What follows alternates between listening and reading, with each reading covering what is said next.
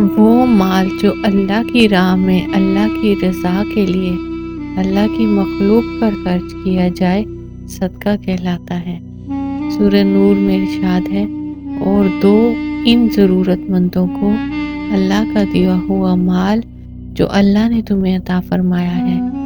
قرآن پاک میں سورہ بقرہ میں ارشاد ہے، اللہ تعالیٰ سود کو مٹاتا ہے اور صدقہ کو بڑھاتا ہے، اور اللہ تعالیٰ کسی ناشکرے اور گناہ گار سے محبت نہیں کرتا۔ ایک اور مقام پر قرآن کریم میں ارشاد ہے، بے شک صدقہ دینے والے مرد اور صدقہ دینے والی عورتیں اور جو اللہ کو خلوص کے ساتھ قرض دے رہے ہیں ان کے لیے یہ بڑھایا جائے گا اور ان کے لیے پسندیدہ اجر و ثواب ہے۔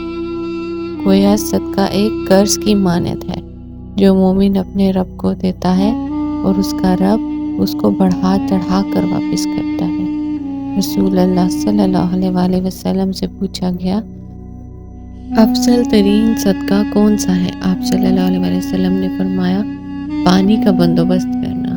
صدقے کے ذریعے سے ہم اپنے اوپر آئی ہوئی تمام پریشانیوں اور مصیبتوں کو دور کر سکتے ہیں۔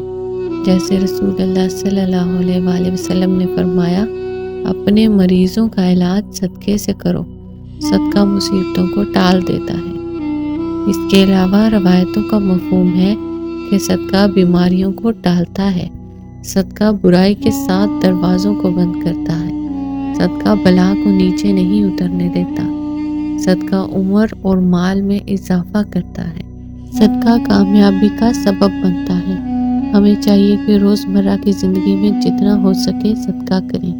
صدقہ کرنے سے انسان کے پاس سے مال جاتا ہے، لیکن اصل میں وہ مال اس کو دنیا میں بھی بڑھا چڑھا کر ملے گا اور آخرت میں اس کا اجر و ثواب الگ ہے۔ صدقہ صرف یہ نہیں کہ ہم اپنا مال اللہ کی راہ میں خرچ کریں، بلکہ ایک کھجور بھی کسی کو دینا صدقہ ہے، اور کسی کو اچھا مشورہ دینا بھی صدقہ جاریہ ہے۔ اللہ ہم سب کو اپنے مال میں سے جتنا ہو سکے صدقہ کرنے کی توفیق عطا فرمائے۔ آمین ثم آمین۔